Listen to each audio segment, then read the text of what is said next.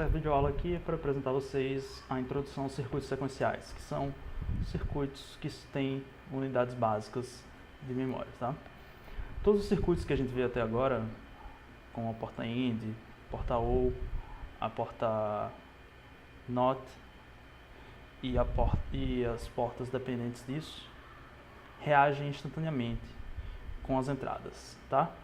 E então, se eu tenho as entradas A e B para cada uma delas, eu vou ter uma saída Y para cada uma delas que vai reagir instantaneamente com as entradas, certo?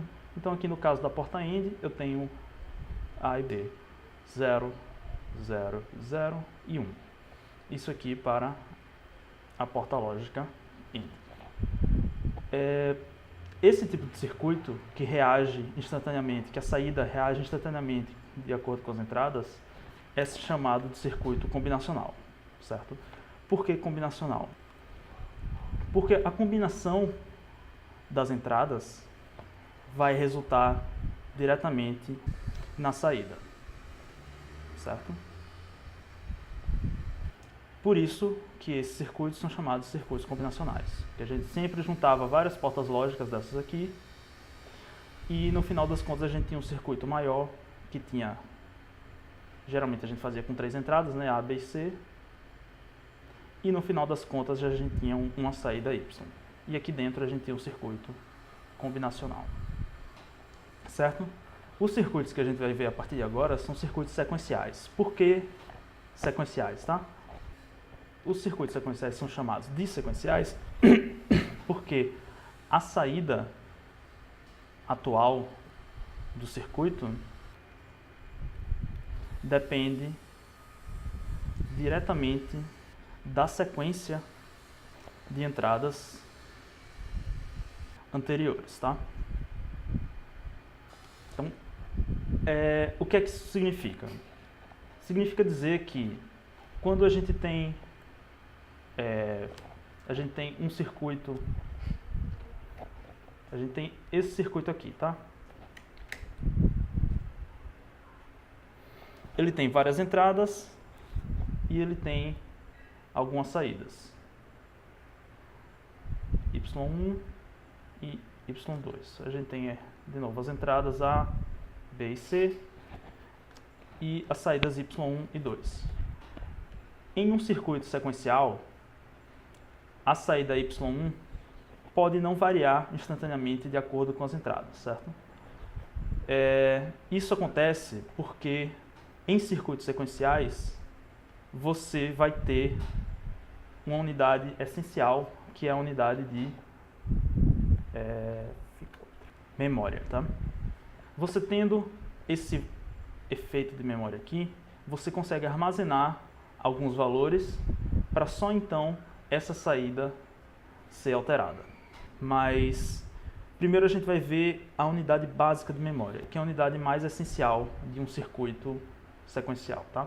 A unidade mais simples de memória que a gente pode fazer com as portas lógicas que a gente já conhece são esses dois tipos de latch aqui, tá?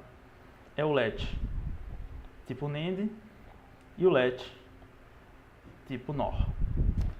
Então, o que a gente pode ver nesse circuito, tá? Esse circuito ele tem uma entrada S e tem uma entrada R. S significa set e o R significa reset. Esses dois termos são conceitos que vocês vão ter que prestar bastante atenção, porque são conceitos básicos. Sabendo o que eles significam, tudo fica mais simples para a gente, tá? O set para circuitos digitais significa colocar a saída em nível 1. E o reset é a mesma coisa, só que para nível lógico 0, ok? Então, se eu tenho um circuito qualquer aqui, com uma saída e várias entradas, se eu quero setar ele significa que a saída, independente de onde ela esteja, se ela estiver em 0 ou em 1, ela vai automaticamente para 1. Isso é o efeito de setar, ok? Caso eu queira resetar a saída, significa que essa saída, independente de onde ela esteja, ela sempre vai para 0. Beleza? Então esses dois são os conceitos de set e reset. Ok? Vamos dar uma olhada nesse circuito LET, tá? Esse circuito LET NAND, ele tem... Essa é a tabela verdade do LET NAND. Então, se eu tenho a entrada S em 1 e a entrada R em 1, a saída Q não muda. O que significa não mudar, tá? Esse circuito, ele vai ter sempre um valor qualquer em Q. Ele pode ser ou 0 ou 1. Ou 1. Se o Q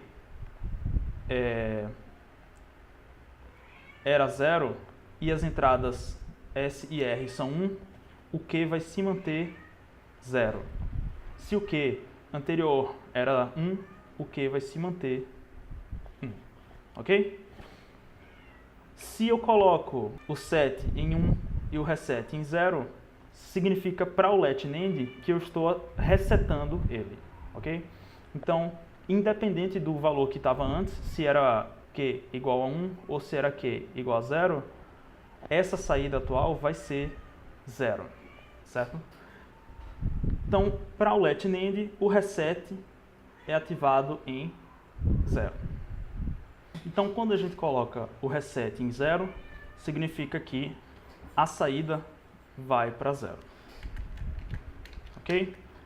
Então, o reset em 0 significa resetar o sistema. Quando a gente coloca o set em 0, significa que a gente vai setar esse sistema. Então, a saída vai, de qualquer forma, para 1. Esse estado 0 e 0 é proibido, tá? Porque o que é que a gente tem aqui? A gente tem uma saída Q e uma saída Q barrada. Eu não coloquei aqui, mas essas duas saídas, na sua definição, são sempre negadas uma em relação à outra. Então, se aqui é 1, aqui tem que ser 0. Então, e se aqui é 0, aqui tem que ser 1. Ok? Quando a gente coloca 0 e 0, essas duas saídas são 1 e 1.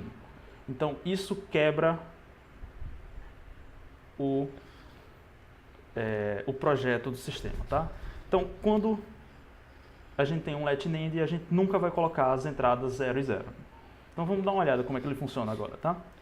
Eu tenho aqui uma simulação dele funcionando. Então, vamos implementar a tabela verdade dele, tá? Então, eu tenho, quando esse botão está vermelho, significa que a entrada está em 1. E quando ele está em branco, significa que a entrada está em 0, certo? Então, vamos implementar as entradas do sistema, tá? Nesse momento, a saída Q está em 0, ok? Então, vamos colocar ela em 1. Para colocar ela em 1, a gente tem que pegar o set e colocar ele em nível lógico 0. Então, para fazer isso, basta a gente clicar aqui. Colocou o set em nível lógico 0, a saída Q foi para 1. Então, a gente chegou nesse ponto aqui. Vamos voltar para o estado inerte dele, né? Que é onde a saída Q não vai mudar. Então, colocando 1 e 1 aqui nesse sistema, a saída Q vai se manter onde estava.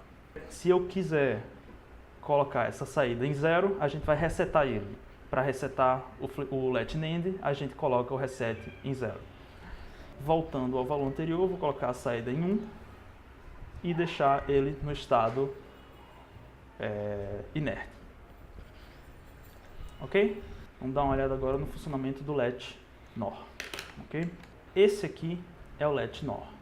A tabela verdade dele é representada aqui, tá? Que é exatamente o contrário da tabela verdade do LET NAND. Então você pode ver aqui, onde a gente tinha 1 e 1, onde não mudaria, aqui a gente tem 0 e 0. Aqui a gente tem 1 e 0, resetar a saída, e aqui a gente tem 0 e 1. E onde a gente tinha 0 e 1 para setar a saída, a gente tem 1 e 0. E novamente, o estado proibido dele, em vez de ser 0, 0, é 1 e 1. Então vamos dar uma olhada aqui, tá? Toda vez que eu quiser resetar a saída Q, eu vou ativar o reset. Só que para o let NOR, ativar o reset significa colocar ele em 1. Certo? Então a gente tem aqui o set está em 0 e o reset em 1. Então, nesse momento, a saída Q vai para 0. Se eu quiser setar a saída Q, eu vou ativar o set. No caso aqui, o let NAND ele é ativado com 0. Então, no let NOR, ele vai ser ativado com 1. Então, toda vez que eu colocar 1 no set e 0 no reset, a saída Q vai ser 1. E, novamente, o estado proibido, em vez de ser o 0, 0, vai ser o 1, 1. Ok? Vamos dar uma olhada nesse let aqui funcionando mais na prática, tá? Então, a gente tem aqui o let NOR, aqui embaixo, no seu estado neutro, que é onde a saída não muda. Então, se eu quero colocar a saída em 1, eu vou setar o let, né? Então, para setar o let, eu vou ativar o set, que é, nesse caso, colocar 1 na entrada set. Como ele já estava em 1, ele não mudou, né? Então, voltando ao estado neutro, que é onde a saída não muda, ele continua em 1. Se eu quiser resetar esse let, eu vou ativar o reset. E aí, a saída Q vai para 0. Quando o reset e o set estão desativados, o Q não vai mudar, certo? Então, se eu quero, novamente, se eu quero colocar a saída em 1, eu vou ativar o set. Ativei ele, desativei na mesma hora, então ele o Q está em 1. Se eu quero resetar o sistema, pressiono o reset e ele volta para 0. Para que a gente tem isso? Isso é a unidade básica de memória do sistema da gente, ok? A partir disso, a gente consegue armazenar valores em Q. Então, como é que a gente consegue armazenar valores? Você coloca um valor em Q e desativa as entradas. No caso do let NOR, você vai desativar as entradas colocando as duas entradas em 0. No caso do let NAND, você vai desativar as entradas colocando as entradas em 1. Desativando as entradas significa que você não vai colocar mais nada aqui dentro do circuito. E a saída vai sempre se manter como ela estava antes. Se ela estava em 0, ela vai se manter em 0. Se ela estava em 1, ela vai se manter em 1. Ok?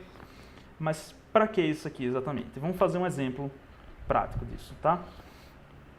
Imagine que eu tenho um reservatóriozinho aqui e eu tenho dois sensores. Um sensor de nível alto e um sensor de nível baixo. Certo? Aqui eu tenho um líquido que eu quero manter sempre entre esses dois sensores, ok? Ele tem uma saída de líquido por aqui e uma entrada de líquido aqui por cima. Eu quero sempre manter o nível desse líquido entre esses dois sensores, ok? E aqui essa vazão é sempre constante, a vazão de saída. Então eu vou controlar se a válvula de entrada vai ficar ligada ou desligada, certo? Toda vez que o sensor de nível alto apontar que o nível do líquido estiver muito alto, ele vai dizer 1 lógico, ok? E caso contrário, ele vai dizer 0 lógico. Então, nessa situação aqui, o sensor vai enviar 1. Caso contrário, ele vai enviar 0. Ok? O sensor de nível baixo é o caso oposto, ok? Toda vez que ele estiver acima dele, ele vai enviar 0. E caso o nível da água fique abaixo dele, ele vai enviar 1, certo? Avisando que o nível da água está muito baixo. Então,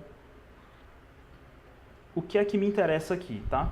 Se a água está entre esses dois sensores e o objetivo da gente é manter essa água entre esses dois sensores, eu vou me importar com o estado 0? Não, né? Porque esse é o estado ideal, quando nenhum dos dois aponta que o nível está acima ou abaixo dele. Toda vez que o sensor de nível alto avisar que o nível da água está muito alto, eu quero desligar a torneira, que está injetando água aqui dentro, certo? Então, se SA for igual a 1, eu quero que a torneira T, desligue. Ok? Isso é uma das condições de trabalho aqui desse sistema de controle. Se o sensor de nível baixo reclamar que o nível da água está muito baixo, eu quero que a torneira seja ligada. Ok? Então, se o sensor apontar que ele está... O sensor de nível alto apontar que ele está abaixo do nível dele, está no nível ideal, e o sensor de nível baixo apontar que ele está acima do nível dele, eu quero alterar o estado da bomba? Não, né? O que é que esse sistema faz, tá? Ele lembra se o nível da água está muito alto ou muito baixo. E aí, ele vai acionar ou desligar a torneira de acordo com a memória. Certo? Então, o que é que eu posso fazer? Que circuito eu posso usar para fazer esse tipo de controle, tá? Dando uma olhada aqui, qual o estado que a gente não se importa se vai ligar ou desligar a torneira? É quando o sensor A e o sensor B está em 0, né?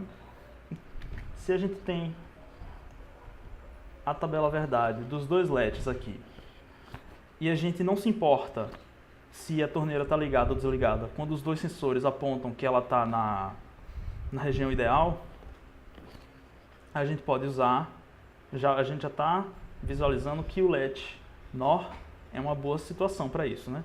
E a gente pode simplesmente substituir S por SA e S e R por SB. Então vamos ver se isso dá certo, tá? Se o sensor de nível alto apontar que o nível da água está alto, a gente quer desligar a torneira. Então vamos ver. Se o sensor nível alto aponta que o nível está alto, a gente quer desligar a torneira. Então não é exatamente isso que a gente quer, né? A gente quer, na verdade,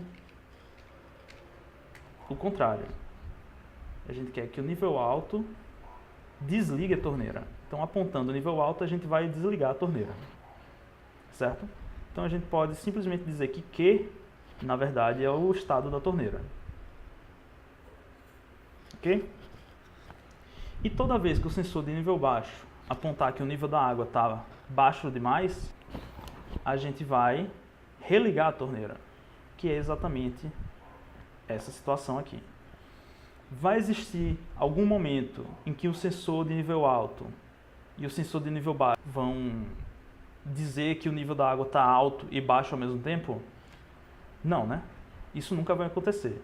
Porque para isso acontecer, a água teria que estar aqui e aqui. Então, isso nunca vai acontecer, porque a água tem sempre que passar por essa região. Ok? Então, um circuito ideal para fazer esse tipo de controle seria um LED NOR. Então, a gente teria aqui o LED NOR, e em vez da gente ter a entrada R e a entrada S, a gente teria a entrada SA e SB. E em vez da gente ter a saída Q, a gente poderia simplesmente direcionar essa saída para o acionamento ou desligamento da bomba. Então, toda vez que a saída tivesse em 1, a torneira seria ligada. E toda vez que ela for para 0, desligada. Ok? Então, esse é um exemplo de para que a gente tem esse tipo de sistema. No próximo vídeo, eu vou mostrar como isso se desenvolveu para sistemas mais complexos, tá? Então, por esse vídeo vai ser só isso mesmo. Qualquer dúvida, vocês podem me enviar pergunta, comentário, qualquer coisa desse tipo aqui, tá? Eu quero o retorno de vocês para saber se essa aula tá ok, o que é que eu posso melhorar, certo? Então, é isso aí.